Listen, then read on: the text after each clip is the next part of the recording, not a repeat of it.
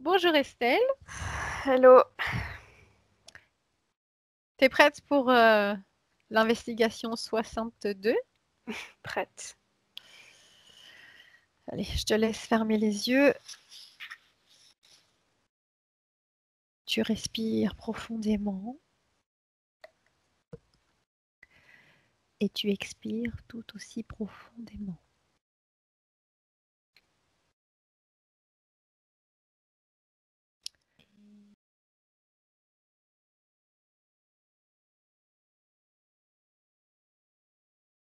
Estelle, comment tu te sens?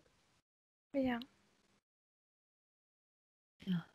Estelle, à mon 3, tu vas aller dans un endroit appelé Triangle des Bermudes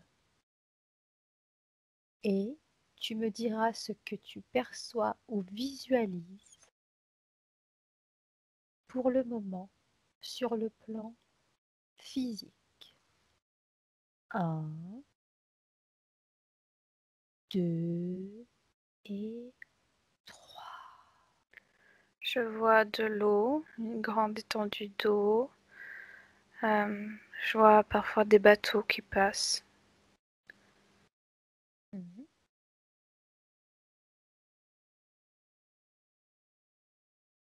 Il y a des petites îles à côté.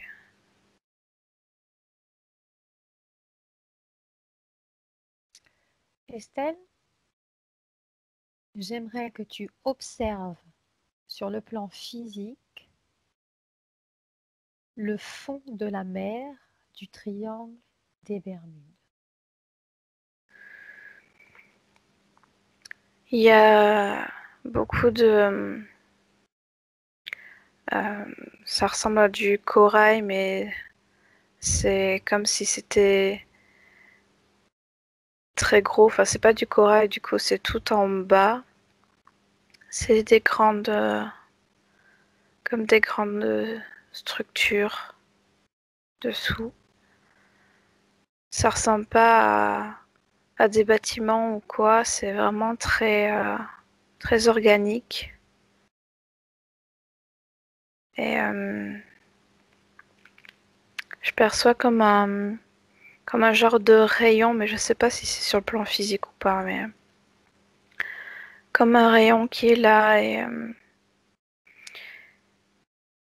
moi j'ai l'impression que ce que je vois c'est très organique, ou que le rayon est coincé dans quelque chose d'organique qui s'est formé là avec le temps, comme s'il y avait eu une coulée de lave et qu'il y a quelque chose dessous. Tu peux me décrire ce rayon? C'est comme ce que je vois et enfin, ce qui ressemblerait, c'est comme des fois les casinos, ils font des lumières, des faisceaux de Mm. lumière comme ça, et c'est un peu la même chose. Euh, quelque chose qui émane ça dessous cette structure organique. Il a une couleur ce rayon? Blanc. Ok. Maintenant Estelle, tu vas regarder la même chose mais sur le plan éthérique. Mhm. Euh, ce que je vois qui apparaît, c'est comme un genre de cristal euh, qui... en fait, c'est un peu étrange, mais c'est comme s'il envoyait un signal morse, c'est les petits bips, comme si ça envoyait un message à quelqu'un. Mhm. Ok, là tu es au fond de la mer, c'est ça? Mhm. Et si tu remontes au même endroit, sur le plan éthérique, est-ce que tu perçois quelque chose? Comme un... Ça ressemble à un genre de vaisseau euh, qui serait là. Ça me donne l'impression, tu vois, comme un genre de forage comme si ce message donnait un alignement et que ils étaient comme attachés et comme si on prenait des informations. Quand tu dis attaché, tu parles du vaisseau et du cristal ou... Ouais, ouais. C'est comme si c'était calibré, comme si tu te garais exactement à cet emplacement-là. Et du coup, c'est lié. D'accord. Est-ce que tu vois autre chose?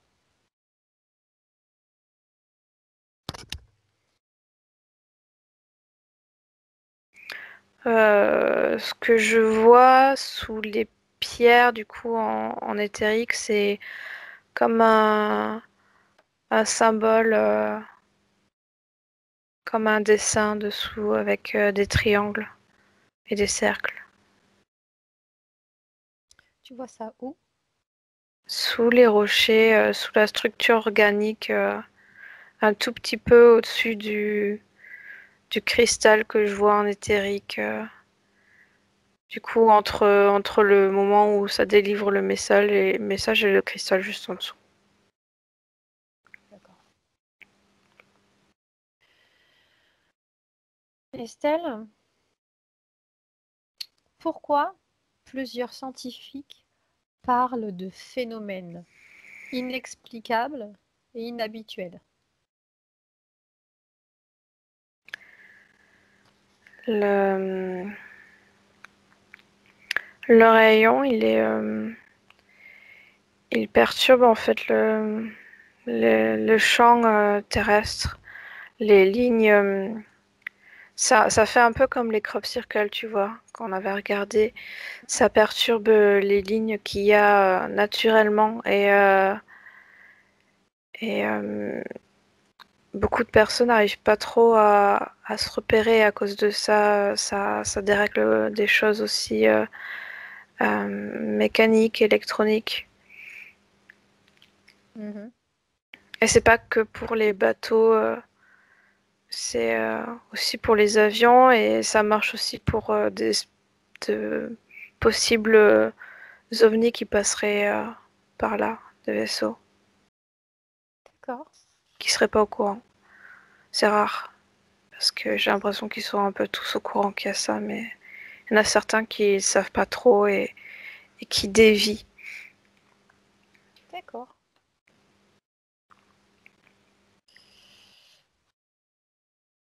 Alors, la prochaine question, c'est s'agit-il de phénomènes naturels ou induits de manière artificielle? Pour moi, c'est quelque chose qu'on a mis là, mais qui est sous la structure organique. Donc, pour moi, c'est impossible à voir dans le physique ouvert de cette structure qui est assez impressionnante. C'est vraiment c'est comme comme un château de structures comme ça, un peu corail, mais c'est pas du corail, c'est très organique, ça part dans tous les sens. Et c'est plutôt joli à voir, même s'il n'y a pas de couleur, parce que c'est comme tout noir, comme si c'était euh, du de la lave froide. D'accord. Donc toi, tu dirais que c'est les deux? Euh, je pense que le cercle géométrique est généré par le cristal. Et pour moi, le cristal, en fait, le cristal, c'est comme s'il était naturel, comme s'il était là naturellement, mais qu'on avait mis une information particulière à l'intérieur que le cristal ne générait pas à la base. Voilà, d'accord. Décris-moi les phénomènes qui se produisent, mis à part le dérèglement. Ça envoie un message, du coup, un message qui est reçu par le vaisseau ou d'autres appareils ou entités capables de le recevoir, qui, je sais pas trop, mais qui dit comme si c'était ici qu'il fallait récupérer des choses, récupérer comme une ressource particulière. Ouais, pour moi, c'est des ressources qui prennent comme si c'était des ressources générées. En fait, j'ai l'impression qu'il y a énormément de roches et de cristaux particuliers à cet endroit-là, et qui récupèrent comme ça l'énergie et les informations de ces cristaux. Ici. D'accord.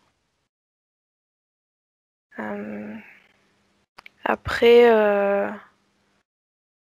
je vois pas autre chose que juste la perturbation des lignes telluriques et des énergies environnantes qui perturbent un peu les appareils. Et peut-être aussi, en fait, j'ai l'impression que le vaisseau aussi perturbe quand il est au-dessus et qu'il fait ces extractions-là, comme si ça renforçait un peu plus cet effet de distorsion à cet endroit-là. D'accord. Au moment où il extrait les informations? Oui. D'accord. Estelle, quelles sont les conditions nécessaires pour que ces manifestations se produisent? De manière générale, ça se produit tout le temps, mais c'est pas quelque chose d'insurmontable. C'est vraiment quand le vaisseau commence à récupérer des informations. Je comprends pas trop pourquoi, mais ça me montre des images comme si ça créait des mini trous noirs, comme si on récupérait quelque chose comme d'une autre dimension à travers ce cristal-là, et ça forme une déformation, et c'est c'est grâce à la déformation qui est provoquée par le vaisseau qu'ils arrivent à récupérer les informations qu'il y avait derrière le cristal. Enfin, c'est un peu étrange, mais c'est vraiment comme si on cassait euh, la structure même de comment fonctionne notre univers, en fait. Et je le vois comme un trou noir comme ça, et on passe dedans. Et j'ai l'impression que c'est tout ce process, en fait, qui perturbe. Mhm. Très bien. Y a-t-il des conséquences ou des effets reliés à ces phénomènes? Si oui, peux-tu me les décrire?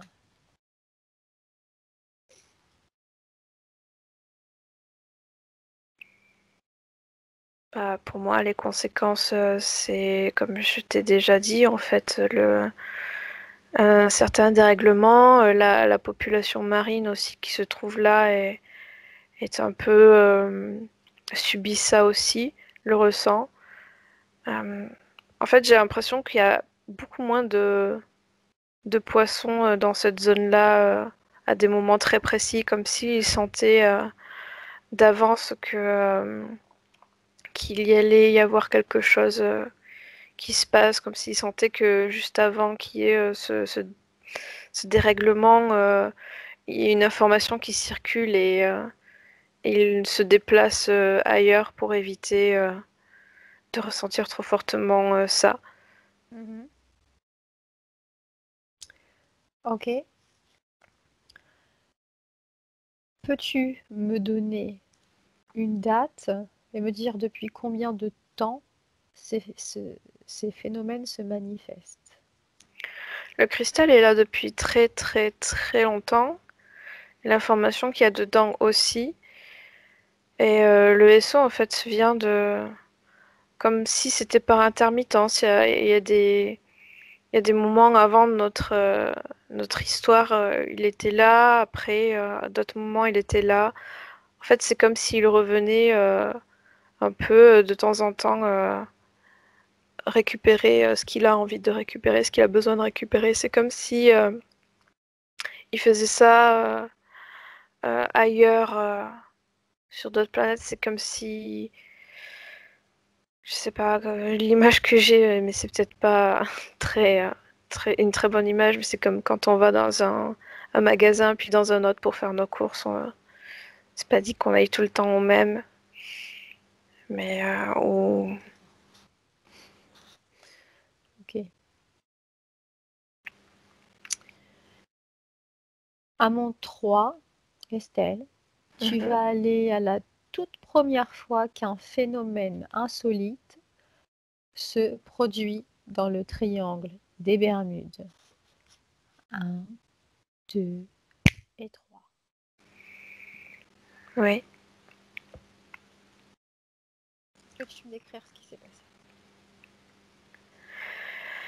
Il y a comme un gros tremblement de terre, comme si le, la première extraction avait été trop forte et c'est comme si les plaques qui sont à cet endroit-là s'étaient chevauchées d'une manière très forte et qui est en fait j'ai vraiment l'impression que c'est très sismique, volcanique et qu'il y a eu un déclanchement juste à cause d'une extraction qui a pu y avoir. C'est vraiment avant que on est à un stade où la planète est très différente, où les continents sont encore très rapprochés ensemble. Il n'y a pas. C'est comme si, oui, il n'y avait pas énormément d'êtres vivants sur la planète. Elle est encore très peu habitée.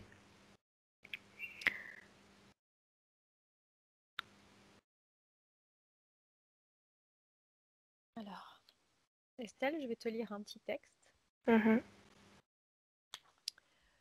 USS Cyclops, un croiseur à vapeur américain, avec 308 marins à bord, le 4 mars 1918, suite à une journée de navigation avec des bonnes conditions météo, a disparu et aujourd'hui n'a pas été retrouvé.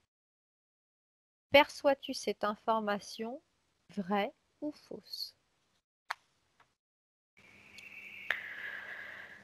Ce que je vois, c'est que ils se sont comme perdus à cause des instruments.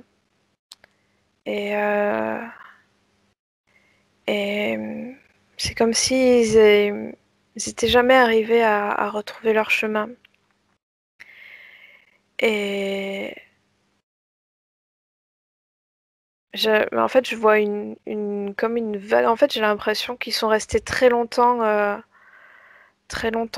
mer sans comprendre comment ni pourquoi ils n'étaient pas encore arrivés. Et ils ont, ils ont chaviré à cause de la grande vague, mais ils sont vraiment restés très longtemps. J'ai l'impression qu'il y avait plus de provisions, comme si c'était resté là des mois et des mois sans qu'on puisse les retrouver, sans qu'on puisse, limite comme s'ils étaient passés d'une dimension à une autre. C'est vraiment le sentiment que j'ai, comme si, comme s'ils étaient passés à travers d'un de ces trous noirs là que je vois et qui s'étaient ouais, décalés et qu'ils étaient plus visibles, plus perceptibles. C'est vraiment très bizarre en fait. Estelle, à mon 3, Oui. tu vas aller juste avant leur disparition. Tu vas te placer sur le croiseur à vapeur. Mm. 1, 2 et 3. Là, tu restes que sur le plan physique. Ok. Tu regardes et tu arrives au moment où il commence à se passer quelque chose. Je vois que il y a un peu de panique parce que ça commence assez doucement. Mais il y a les appareils qui agissent étrangement. Au début, on remarque pas trop, mais au bout d'un moment, il, il y a des gens qui commencent à se dire on ne devrait pas être là où on est actuellement, c'est étrange, comme s'ils savaient exactement où est-ce qu'ils étaient dans la mer. Je vois pas trop comment ils font, puisque pour moi la mer c'est la mer, mais euh, ils ont vraiment, ils savent qu'ils sont pas au bon endroit, donc ça commence à être un peu la panique parce que les appareils comme de navigation et de direction fonctionnent bizarrement. Ils donnent pas les mesures qu'ils devraient donner. Euh, et tout le monde s'affaire en fait à essayer d'aider, à comprendre. Il y a un peu de panique qui s'installe très progressivement. J'aimerais maintenant que tu superposes le plan physique et le plan éthérique. Dis-moi ce que tu vois. Je vois une grosse impulsion qui est donnée par le vaisseau et qui crée cette espèce de trou noir pour récupérer de l'information. Et ça, limite, ça fait un peu bouger le bateau en fait, comme, ouais, comme s'il il basculait ailleurs. Ça décale le bateau. C'est super bizarre en fait, parce que physiquement c'est très similaire, mais le bateau est plus dans le physique où il était de base. C'est comme s'il était dans un autre physique différent. D'accord. Ok, Estelle. Tu vas te déconnecter de ces images maintenant et je vais te lire un autre petit texte. Mm. En 1945, 5 avions torpilleurs pendant un exercice ont disparu de la visibilité des radars. Ensuite, un autre avion parti à leur recherche a disparu aussi. Ils ne furent plus jamais retrouvés. Perçois-tu cette information en tant que vraie ou fausse? Je vois un avion sous l'eau. Un de ceux qui sont partis à la recherche des autres. Celui-là, il est sous l'eau.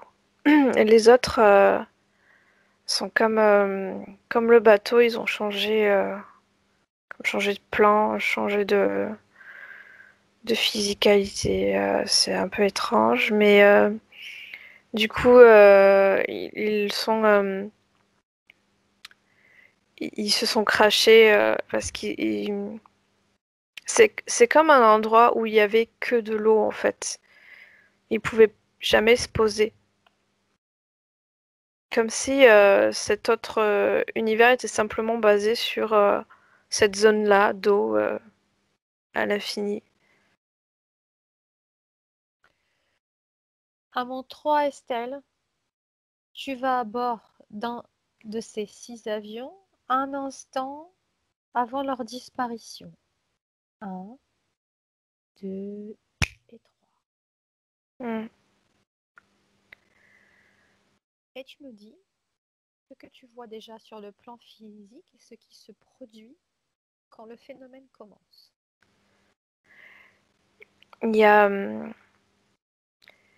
des comme des trucs comme ça avec une flèche qui la flèche en fait elle bouge de manière très étrange d'un seul coup comme ça elle revient. Elle fait ça plusieurs fois et ça le pilote se demande qu'est-ce qui se passe parce qu'il a jamais vu ça.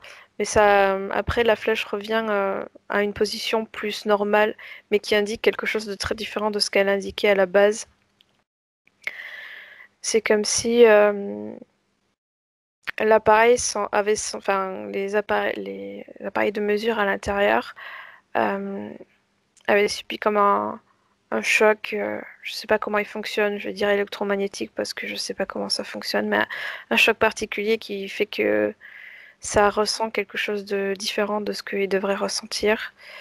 Euh, et après, ça montre une autre mesure que celle qui était de base et comme l'avion restait sur sa même trajectoire, je comprends bien que c'est pas une mesure normale. Et le pilote comprend pas trop ce qui s'est passé, il comprend pas trop la nouvelle mesure non plus. Il sait pas trop, il comprend pas en fait ce qui s'est passé sur le moment. Il pense juste que c'est un dysfonctionnement et que il va falloir faire une révision de l'appareil. Bien. Fais la même chose en regardant, en superposant pardon, le plan éthérique.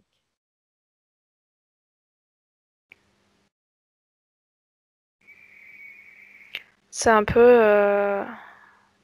c'est un peu la même chose à ce moment-là que pour le bateau. Il y a comme une extraction et je vois, je vois d'autres avions quand même dans l'eau. Il y en a pas qu'un seul, j'en vois au moins un autre. Euh, et lui, en tout cas, il a fait comme le bateau. Il est resté longtemps dans les airs, aussi longtemps qu'il ait eu du carburant et sans arriver à rejoindre la Terre et sans comprendre où il était. C'est c'est vraiment horrible comme sensation. Et c'est très bizarre, ils sont comme perdus. C'est comme s'ils étaient là, mais ils ne sont plus là. Il y a comme une empreinte d'eux qui reste dans, dans le monde physique dans lequel on est nous. C'est comme si c'était des fantômes qui restaient là et qui étaient piégés. Tu peux voir ce qui se passe au niveau de leur corps énergétique. Ils sont, ils sont comme gelés, comme si c'était comme des âmes qui partiraient pas, qui sont encore là, ils comprennent pas ce qui s'est passé, ils comprennent pas où ils sont bloqués. Ce que tu vois maintenant, c'est un changement de plan, de ligne temporelle, ou c'est parce que tout simplement, entre-temps, ils sont décédés et tu vois leur partie subliminale.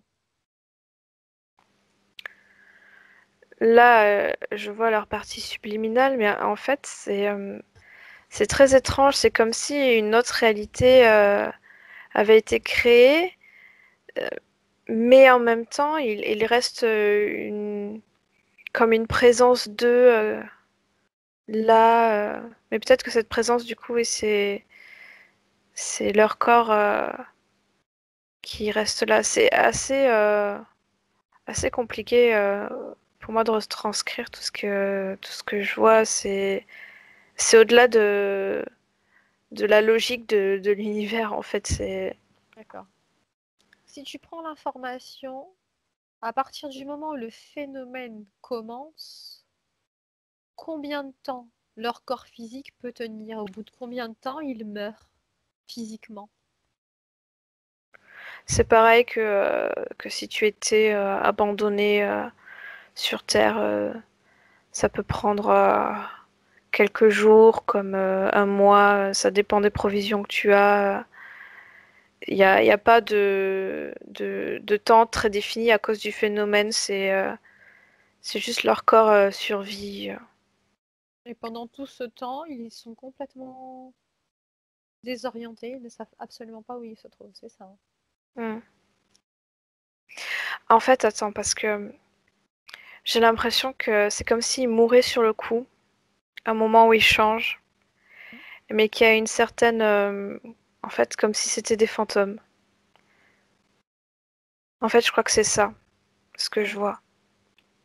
D'accord. C'est comme s'ils étaient détruits sur le moment et ce qui reste, oui, c'est. Ouais, j'ai l'impression que c'est ça. D'accord. Qu'est-ce qui provoque la mort physique? Le, le rayon là, qui est très puissant, qui fait le tourbillon, le trou noir. C'est comme si. C'est comme si ça. Moi, en fait, je vois comme un truc très lumineux là sur l'avion, je vois un rayon très lumineux qui désintègre totalement l'avion, comme une onde de choc très très puissante, ça réduit vraiment tout en minuscules particules. Et pour le bateau, c'est un peu différent. En fait, j'ai l'impression vraiment que le bateau est resté là un moment avant qu'il y ait quelque chose qui se passe, comme si ça venait après. Il est resté un moment perdu là. C'est vraiment quelque chose qui reste. Celui-là, il n'est pas parti tout de suite comme l'avion désintégré. Il est vraiment resté là. La mort a un lien avec ce changement de plan violent. En fait, le changement de plan, c'est juste la mort. C'est juste la mort. Mm. Donc, quand on parlait en premier lieu du croiseur à vapeur, Mm. tu me disais qu'il y avait, que tu le voyais comme changer de dimension, de plan. Oui, en fait, j'ai l'impression que les personnes qui étaient à bord n'ont pas compris. Quasiment aucune des personnes n'a compris ce qui s'est passé et ils avaient l'impression d'être toujours sur leur bateau vivant. D'accord. Parce qu'ils n'ont rien vu. En fait, l'avion, tu vois, je vois comme le flash, mais c'est c'est juste un indice que la personne aurait pu prendre pour se dire, ah ben, je suis mort, mais finalement, enfin, cette personne est toujours là, aérée dans son avion, elle n'a pas compris non plus. Mais dans le bateau, il n'y a pas de flash, en fait. Il passe d'une dimension à une autre très brusquement, sans qu'il y ait ce flash, cette onde de choc. Du Mhm. coup, je comprends pas très bien. D'accord. Ce qui veut dire que c'est complètement différent d'une mort lambda. Hmm. Il n'y a pas ce rayon lumineux qui les entraîne ailleurs, où ils ont le choix de... Non, parce ils ont pas compris, en fait. Ils sont vraiment. C'est comme si, pour moi, c'est vraiment comme s'ils étaient dans une autre dimension où ils sont encore là et ils comprennent pas pourquoi ils n'arrivent pas à revenir sur Terre, enfin sur la terre ferme. Si tu compares avec le décès d'une personne ben, qui va mourir dans des conditions normales, enfin de vieillesse par exemple, Mhm. euh, au niveau des dimensions, c'est quoi la différence? Puisqu'ils sont tous les deux sur une autre dimension. Oui.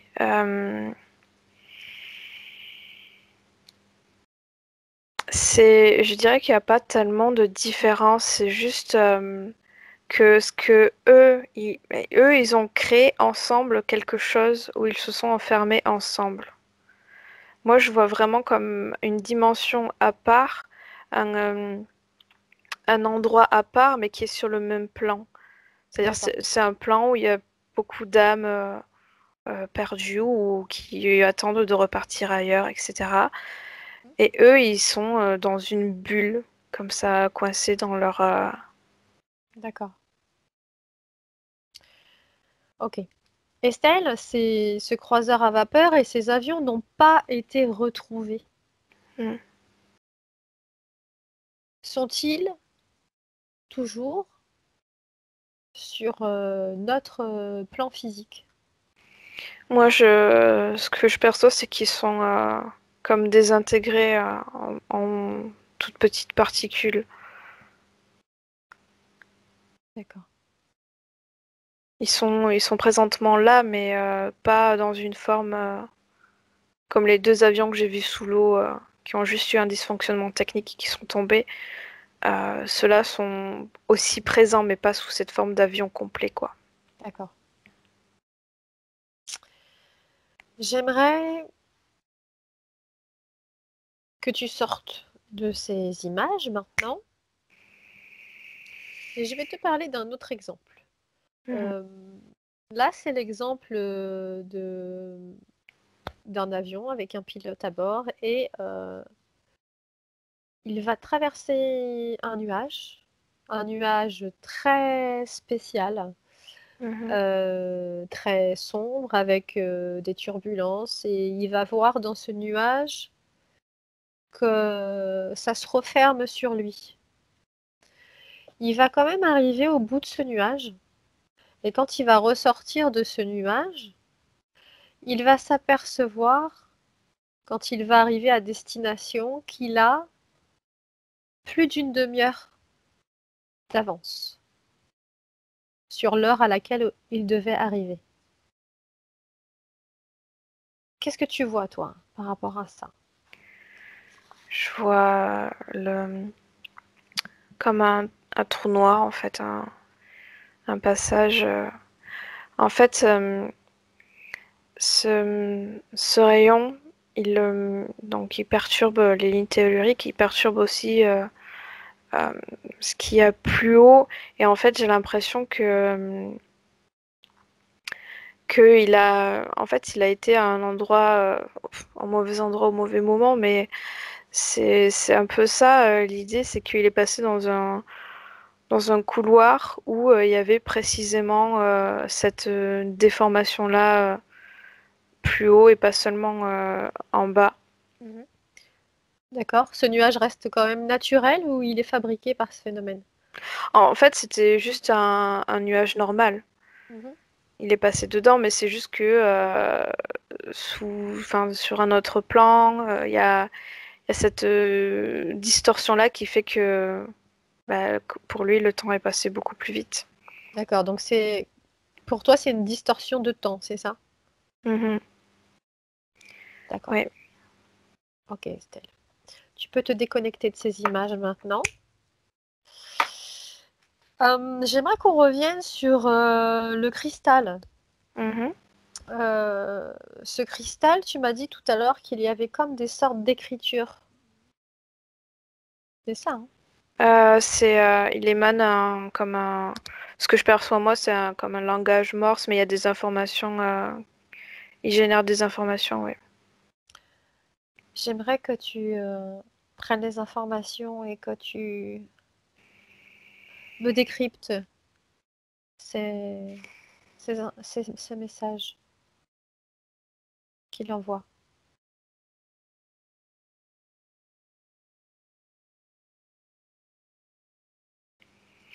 C'est comme une balise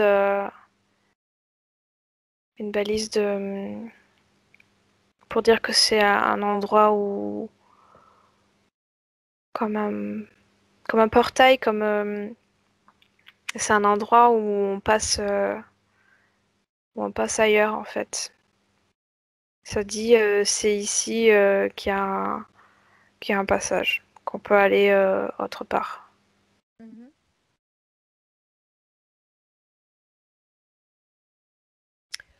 Quand il y a le vaisseau au-dessus de ce cristal aligné avec ce cristal, Mhm. qu'est-ce qu'il vient chercher exactement? Il vient chercher ce qu'il y a de l'autre côté, les énergies qu'il y a de l'autre côté de ces trous noirs. De l'autre côté du trou noir, Mhm. ce qui correspond à l'autre côté du cristal sur le plan physique. Oui, enfin c'est vraiment c'est comme un autre monde, une autre dimension en fait. D'accord. Tu me disais au début, ce cristal était complètement naturel, il n'y avait rien, il n'y avait pas d'information, il n'y avait rien dedans, c'est ça, hein? Mhm. Comment c'est arrivé là? En fait, j'en vois plusieurs sur Terre qui ont été placés là. C'est vraiment comme, enfin pas placés là en fait, ils sont là naturellement, ils ont poussé là naturellement. Mais c'est une civilisation capable d'inscrire des choses dedans qui a mis comme des marquages pour dire c'est ici. En fait, c'est un peu comme, je sais pas comment dire, mais c'est un peu comme des batteries en fait. Et on peut mettre des choses dedans comme les batteries qu'on recharge. On peut mettre de l'information dedans et ça va la garder et la diffuser pendant un certain temps. Comme les cristaux qu'on utilise, nous, qu'on peut... Oui, mais enfin, c'est vraiment pas la même capacité, la même. Enfin, je veux dire, si je compare, nous, on a un tout petit cristal avec juste comme une petite étincelle d'information, et là, c'est vraiment un truc immense, un cristal immense avec une information qui reste pendant très longtemps. C'est pas la même technique, c'est pas la même technologie, mais c'est un peu la même idée, oui. D'accord. J'aimerais que tu regardes qui a intégré ces informations dans ce cristal.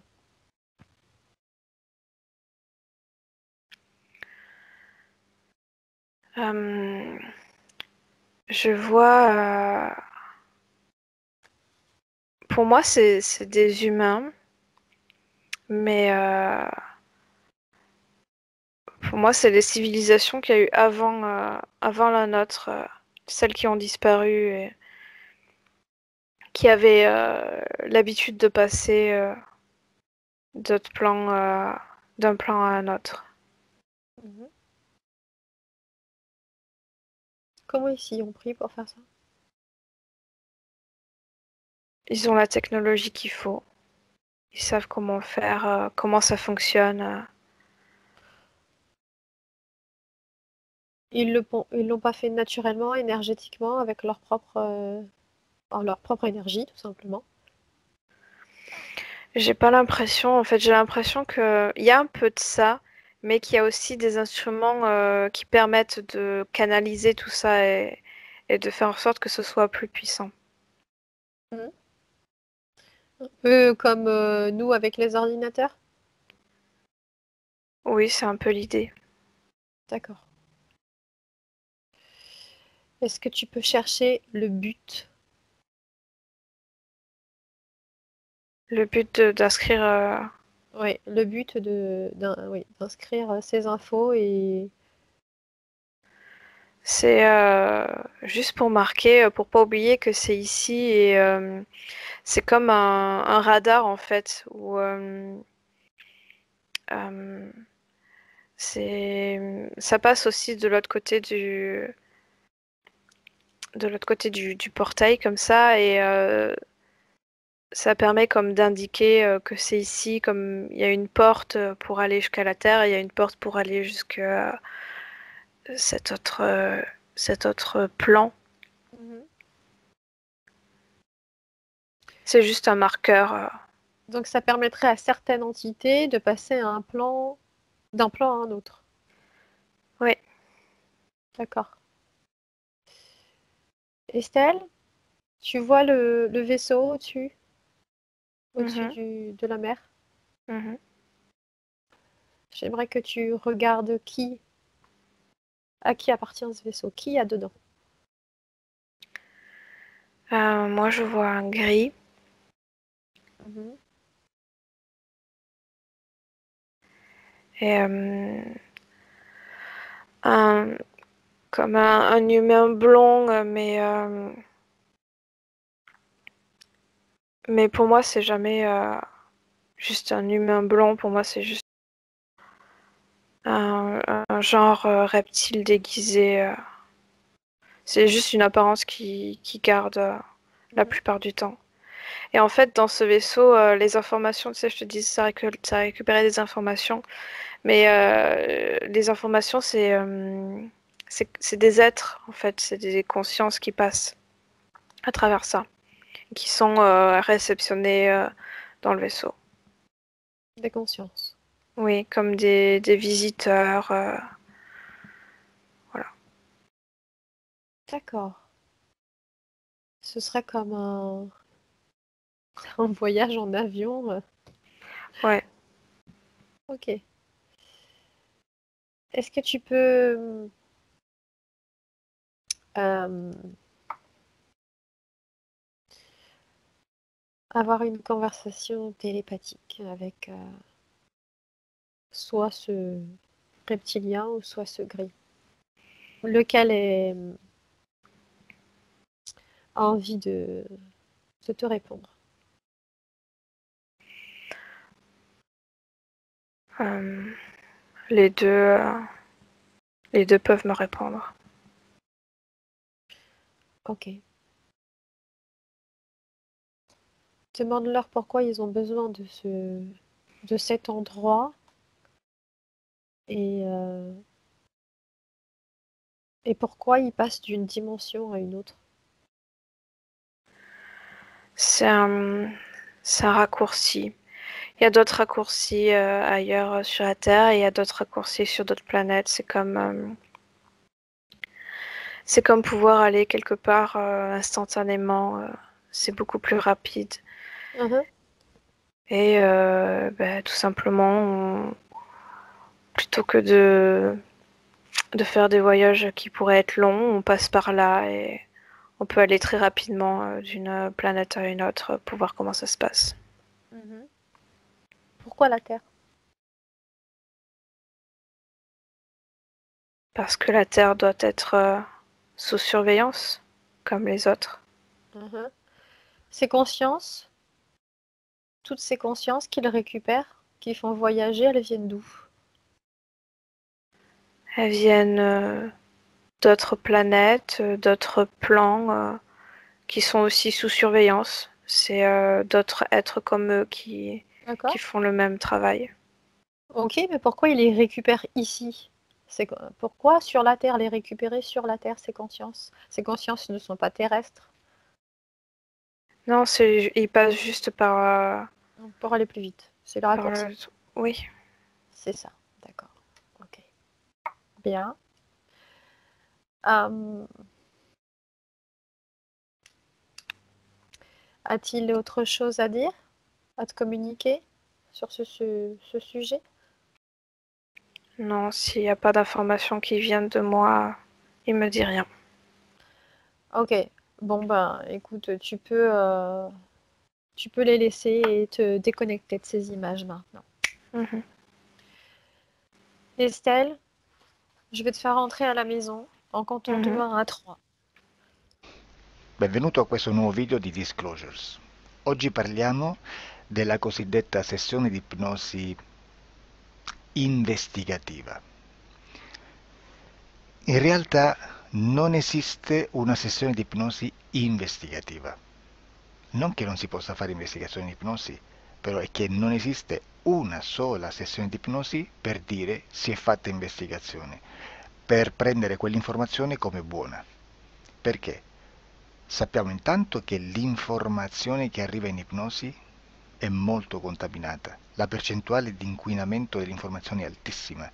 Pensate a questa informazione che viaggia per tantissime dimensioni, attraversa densità, passa per coscienze che volontariamente o involontariamente possono distorcerla e poi arriva infine alla persona che sta in ipnosi, che ha una coscienza, ha una mente, ha un'esperienza e interpreta questa informazione secondo la sua struttura mentale, secondo le sue credenze, che per quanto si possa essere più o meno liberi mentalmente, liberi pensatori, sempre c'è una parte subliminale che interpreta in base all'educazione ricevuta, alla cultura e, perché no, anche tutte le esperienze di esistenze passate che ancora lasciano un segno in noi. Per capirci, è come se dovessimo parlare con un'altra persona immersi nell'acqua, a qualche metro di distanza, cercando di utilizzare un mezzo, che è quello della corda vocale, che è fatto per produrre suoni da trasmettere nell'aria. Noi stiamo utilizzando questo strumento per far passare un'onda sonora nell'acqua o in un liquido. Chiaramente il suono viene completamente distorto, sempre ammesso che sia per il nostro corpo facile e non difficoltoso poterlo fare senza avere dei problemi come ingurgitare acqua o eccetera. Ma non solo. Supponiamo che per questo tipo di comunicazione utilizziamo anche due lingue diverse, per esempio un italiano e un russo o un giapponese. Per quanto possiamo anche interpretare il labiale, non possiamo capire quello che ci sta dicendo, perché la lingua è diversa. La lingua, diciamo, da dove parte l'informazione a dove arriva è completamente diversa, il codice, il linguaggio è diverso, ma possiamo anche cercare di capirci attraverso i gesti, attraverso le espressioni facciali. Per quanto sia ipoteticamente facile poterlo fare sott'acqua, però non dobbiamo dimenticare che l'acqua non è l'aria e può distorcere l'immagine, ma non solo. Dobbiamo anche pensare che l'altra persona, che parla un'altra lingua, che viene da un'altra cultura, potrebbe interpretare i segnali che noi interpretiamo come X in Y. Per noi un sì è abbassare la testa dall'alto verso il basso, per esempio, sì, e il no da sinistra verso destra, no. In alcuni paesi orientali, come le Filippine credo o qualcun altro, utilizzano esattamente gli stessi segni, ma al contrario. No, sì. Immaginate due persone di queste due culture che stanno cercando di comunicare in maniera così difficoltosa e alla fine non gli rimane altro che interpretare il linguaggio corporale. Sì, che per l'altro invece no. Cosa voglio dire con questo esempio estremo? Che l'informazione da dove parte a dove arriva viene completamente deformata. Non sappiamo esattamente quale percentuale perché ogni situazione è a sé stante, però la percentuale di inquinamento, di distorsione, di contaminazione di questa informazione è assolutamente alto.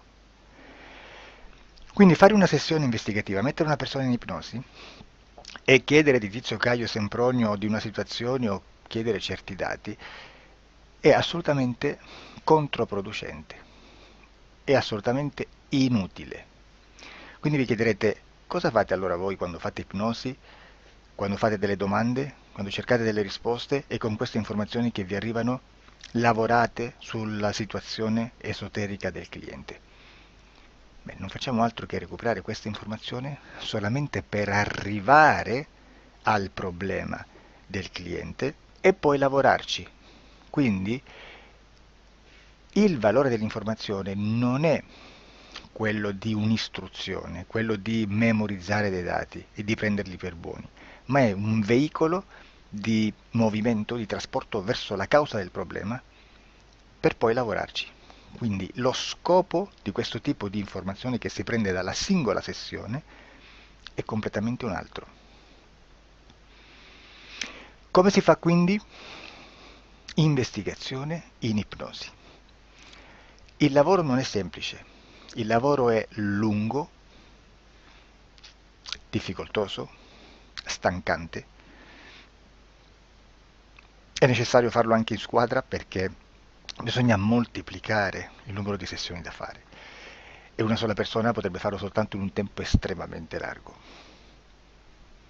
Noi abbiamo delle informazioni che prendiamo ormai per buone, ci lavoriamo, danno dei risultati e quindi per noi sono buone.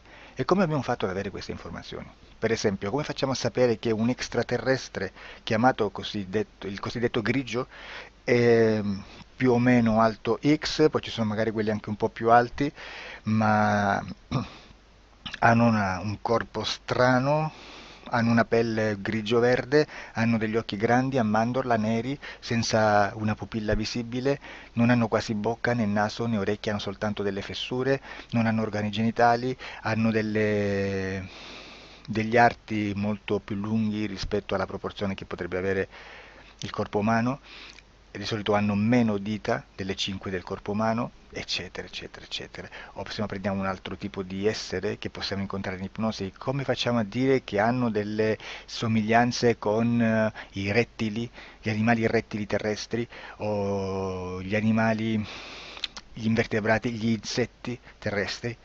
Perché? Perché siamo sicuri di questa informazione e ci lavoriamo e quando ci arriva la prendiamo già per buona, nonostante sia anch'essa contaminata.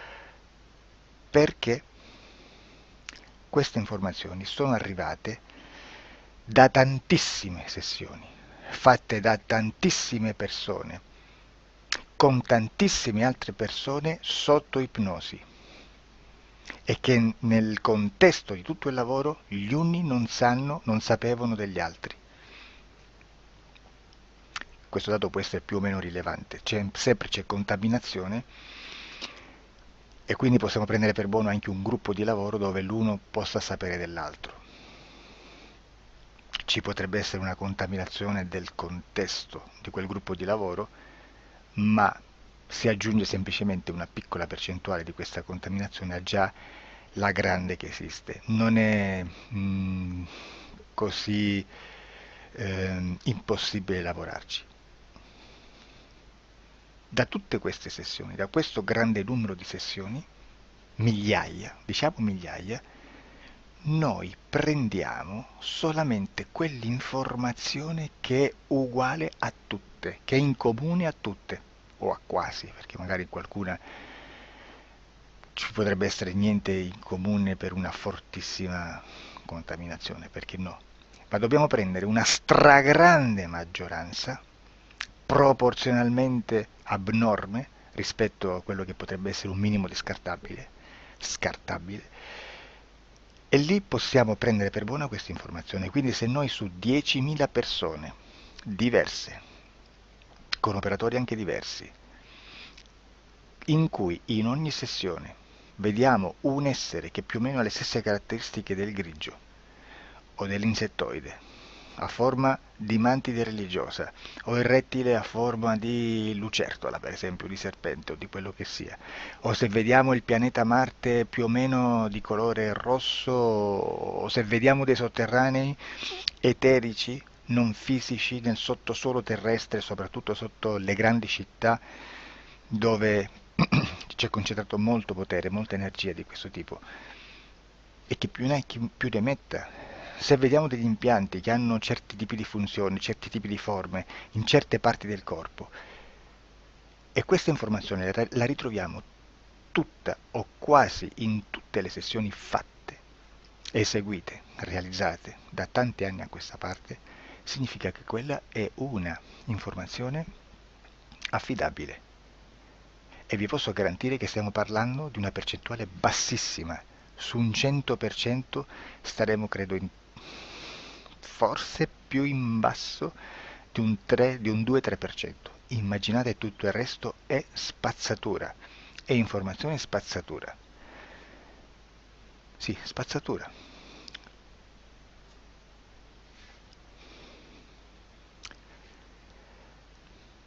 C'è anche un'altra cosa da dire. Supponiamo che un operatore faccia un'ipnosi e voglia andare a vedere cosa fa Tizio, cosa fa Caio, cosa fa Sempronio. Arrivano delle informazioni e si dice che Tizio è biondo, Caio è zoppo e Sempronio è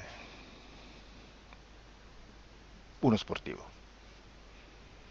Intanto già abbiamo detto che una sessione soltanto non serve, d'accordo? Ma poi c'è da dire che una coscienza, un essere, in ambiente subliminale, la sua parte subliminale potrebbe non dare autorizzazione a questa fuoriuscita di informazioni. Mi potreste dire, e allora tu quando chiedi agli esseri cosa fanno, cosa non fanno? Beh, intanto la prendo sempre con le pinze perché abbiamo sempre detto che tutto è molto contaminato e mi serve solo per dirigermi da una parte. Ma c'è anche da dire che se un essere interferisce con l'altro, ha aperto un canale di comunicazione a cui non può ovviare, a meno che non lo recida, non lo annulli. Quindi quando io faccio la domanda a un essere, se lo faccio attraverso l'interferito, mi arriva l'informazione per un canale aperto che sottostà alla volontà dell'interferito. Sulla volontà dell'interferito parleremo in un prossimo video disclosures. Però, se io voglio fare un'investigazione sopra Tizio, Caio e Sempronio che non hanno nessun collegamento, nessuna interazione e nessuna interferenza con il soggetto con cui io sto realizzando l'ipnosi, non è detto che mi arrivi questa informazione. Assolutamente. Potrebbe esserci completamente un muro. Come potrebbe esserci informazioni perché quell'altra parte potrebbe autorizzare comunque. Ma non è detto. E comunque quando ci arrivano informazioni, in una situazione di non interferenza o non interazione, non possiamo sapere esattamente se sono informazioni che ha autorizzato la parte subliminale dell'altra persona o dell'altro essere, o qualche altro essere, qualche altra entità furba, approfitta della situazione, osserva quello che sta succedendo, si mette in mezzo, si fa passare per l'altro e dà informazioni, ovviamente distorte, prima perché non è detto che debba conoscerle, e anche se fosse potrebbe manipolarle a sua volontà e a suo vantaggio. E quindi immaginate che situazione ridicola ci si viene a trovare, in quale situazione ridicola ci si viene a trovare in questi casi. Da qui si vede quando un operatore riesce a utilizzare l'informazione di ipnosi come per lavorare su un soggetto. Da qui l'osservatore attento delle sessioni di ipnosi riesce a capire se quell'ipnosi è un'ipnosi affidabile, un'ipnosi con un livello di informazione certa, con una alta percentuale di informazione certa. Non vi nascondo che in futuro potrei anche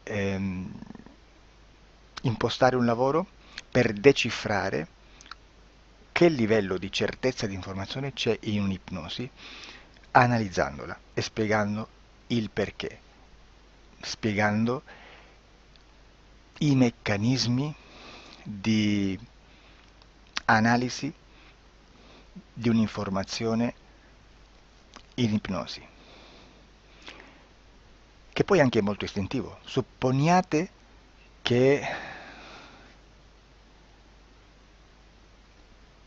che dobbiamo cercare un'informazione su internet, per esempio un fatto di cronaca. Voi preferite mettervi su un sito ufficiale? A caso. L'ANSA in Italia, ADN Kronos, qualche telegiornale che per quanto possano manipolare l'informazione ad alti livelli, comunque possiamo dare affidabile la fonte dell'informazione che viene trasmessa. Non possono trasmettere una bufala sicuramente. Verrà sicuramente manipolata ad altri livelli. Ne parleremo in altri video, ma a livello base la fonte è certa. Sicuramente non andrete a cercare questa informazione sul primo sito, il primo blog che vi passa davanti e magari ha 4 followers. Perché? Perché non vi dà nessuna garanzia della certezza della fonte. Non c'è un controllo né nella struttura interna di questa agenzia di informazione e né dal grande pubblico che per la quantità di persone che attingono quell'informazione si può dedurre se l'informazione è certa o meno, perché è un'informazione che passa in un pubblico così vasto che se ci dovesse essere una distorsione con la realtà è molto probabile che venga fuori. Credo che abbia detto quasi tutto sulle sessioni investigative. Prima di chiudere aggiungo che proprio per questo stiamo conducendo dei cicli di investigazione in ipnosi regressiva che comprendono tante sessioni con persone diverse, con una buona o eccellente suscettibilità ipnotica sicuramente, per poter indagare su spazi ristretti su alcuni temi. Perché dico spazi ristretti? Perché se andiamo a prendere eventi grandi nel tempo, nello spazio, storici, parlare di qualcosa di molto generico implica una quantità di sessioni abnorme. Immaginate se dovessimo fare una sessione investigativa sui buchi neri, quanta informazione ci sarebbe e quante informazioni da filtrare. Sarebbe quasi impossibile farlo in questa maniera. Ma se noi riduciamo lo spazio di investigazione, se noi prendiamo per esempio, investighiamo sulla pedofilia nella Chiesa Cattolica, ecco, se già restringiamo il campo d'azione, è molto più facile che possiamo attingere informazioni affidabili, presuntamente affidabili, con un numero di sessioni sicuramente alte, ma ridotte rispetto ad altri tipi di sessioni molto più generiche, su temi molto più generici. Quindi per fare anche delle investigazioni su temi molto generici bisogna suddividerli in temi, in dettagli, per poi alla fine, quando tutta l'informazione è stata filtrata ed è stata dedotta l'informazione comune, si possono mettere insieme per cominciare a costruire il quadro, mettere insieme tutti i puzzles. Questo è il vero senso dell'informazione in ipnosi, quando si fa ipnosi investigativa. La sessione per risolvere una problematica, un problema, con una presunta origine esoterica di un cliente, di una persona, è un'altra cosa, sono altri metodi, altre tecniche e l'informazione si usa in un'altra maniera, ha un altro scopo. Grazie, ci vediamo al prossimo video. Disclosure. Ciao.